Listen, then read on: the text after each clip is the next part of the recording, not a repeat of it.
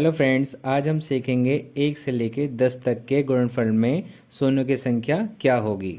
Okay, तो अगर हमने 1 से लेके 10 तक के मल्टीप्लाई करते हैं तो हम ये देखेंगे कि उसमें शून्यों की संख्या कितनी होगी। ऑप्शंस हमें दे रखे हैं। ऐसे क्वेश्चनों में हम ट्रिक का यूज़ करते हैं।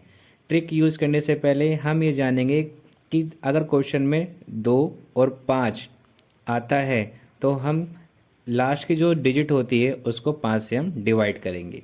ओके, क्वेश्चनों में अगर 2 और 5 आता है तो जो सबसे लास्ट की डिजिट होती है उसको हम 5 से डिवाइड करेंगे। डिवाइड करके जो भी संख्या आएगी वो हमारे शून्यों की संख्या होगी। ओके, तो हम देख लेते हैं कि इस क्वेश्चन में 2 और 5 आ रहा है।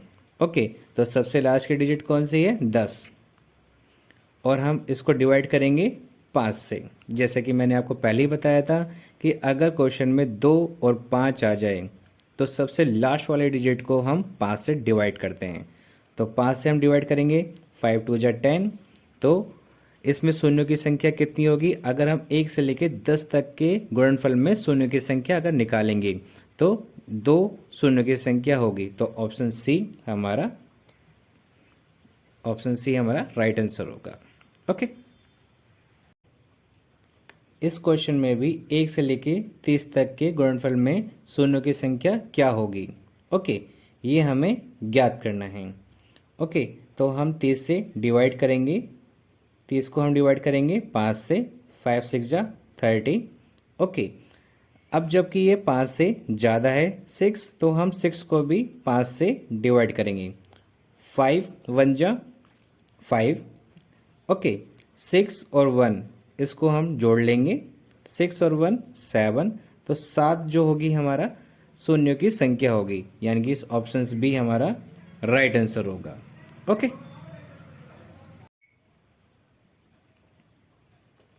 ठीक इसी तरह से इस क्वेश्चन में भी 1 से लेके 80 तक के गुणनफल में शून्यों की संख्या ज्ञात करनी है हमें। ओके, तो 80 को हम डिवाइड करेंगे 5 से, तो डिवाइड जो होगा 16 से जाएगा, 16 पंजे 80। ओके, अब जो कि हमें पता है कि 5 छोटा है 16 से, तो हम 16 को डिवाइड करेंगे फिर दोबारा 5 से। 5 तिया 15, तो ये कितनी बार में गया? 3 बार में। तो 16 और 3 को हम जोड़ लेंगे तो कितना हो जाएगा? 19।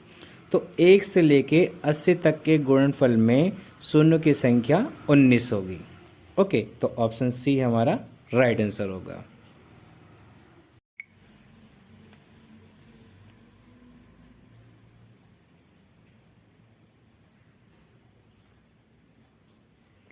ठीक इसी तरह से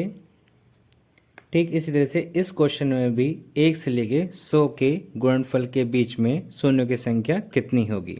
अगर हम 1 से लेके 100 तक के मल्टीप्लाई करते हैं तो हमें ये पता करना है कि इसमें शून्यों की संख्या कितनी होगी। ओके, तो 100 को हम डिवाइड करेंगे 5 से। ओके, तो ये 20 बार में जाएगा। फिर हम 20 को डिवाइड करेंगे 5 से, 5 4 जा 20। तो 20 और 4 को प्लस कर लेंगे 24। तो ऑप्शन बी हमारा राइट आंसर होगा।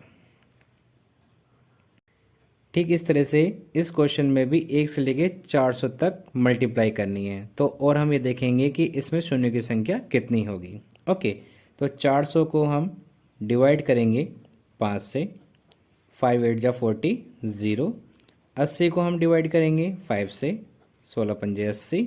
फिर 16 को हम डिवाइड करेंगे 5 से, 5 3 जा 15। इन तीनों को हम टोटल कर लेंगे, 6 3 9, 8 और 1 9। तो 99 शून्यों की संख्या होगी अगर हम 1 से लेके 400 तक के मल्टीप्लाई करेंगे तो ऑप्शन सी हमारा राइट आंसर होगा। ठीक इसी तरह से इस क्वेश्चन में भी हम 2 मल्टीप्लाई 4 मल्टीप्लाई 6 मल्टीप्लाई 8 मल्टीप्लाई 20 तक के गुणनफल में शून्यों की संख्या हमें बतानी है कि कितनी होगी। अब इसमें सम संख्या का कह रहा है मल्टीप्लाई, तो हमें पता है 1 से लेके 20 तक कुछ इसमें आधी हैं सम संख्याएं और आधी हैं विषम संख्याएं। ओके, तो यहाँ पे 20 है तो हम यहाँ पे करेंगे 10 से मल्टीप्लाई, आधी हम कर लेंगे तो 5 से इसको हम डिवाइड करेंगे, 5 2 जा 10, तो ऑप्शन बी हमारा राइट आंसर होगा। तो इसमें शून्य की संख्या कितनी होगी, 2 होगी। ओके, क्यों होगी 2? क्योंकि 1 से लेके 20 तक इसमें आधी है सम संख्याएं हैं और आधी विषम संख्याएं हैं। ओके, तो ठीक इसलिए हमने इसको 20 का आधा हमने 10 किया है, 5 से हमने डिवाइड किया है, तो 5 से जब हम डिवाइड करेंगे 10 को तो 2 हमारा राइट आंसर होगा। ठीक इसी तरह से इस क्वेश्चन में भी 2 की मल्टीप्लाई, 4 की मल्टीप्लाई, 6 की मल्टीप्लाई, इस तरह से मल्टीप्लाई 100 के गुणनफल में शून्य की संख्या कितनी होगी ये हमें बताना है। तो हमें पता है कि सम संख्या हमें दे रखी हैं 1 से लेके 100 तक, इसमें आधी सम है और आधी विषम है। तो 100 का आधा हम कर लेंगे 50, 50 को हम डिवाइड करेंगे 5 से, 5 धाम 50। ओके, फिर 10 को हम डिवाइड कर लेंगे 5 से, 5 दूनी 10, और इनको प्लस कर लेंगे, 10 + 2 12, तो 12 ऑप्शन सी हमारा राइट आंसर होगा। ठीक इसी तरह से इस क्वेश्चन में भी 1 multiply, 3 multiply, 5 multiply, 7 multiply, dot dot dot multiply 99 के गुणनफल में शून्य की संख्या कितनी होगी ये हमें बताना है। तो हमने जैसे कि पहले ही बताया था ट्रिक में कि अगर दो क्वेश्चन में 2 और 5 आ जाता है तो ही हम 5 से डिवाइड करेंगे लास्ट के डिजिट को। ओके, तो इस क्वेश्चन में देखो 5 आ रहा है लेकिन 1 से लेकर 99 तक 2 नहीं आ रहा है, तो हम 5 से इसको डिवाइड नहीं करेंगे, तो इसलिए इसमें शून्य की संख्या कोई भी नहीं आएगी। तो ऑप्शन डी हमारा राइट आंसर हो।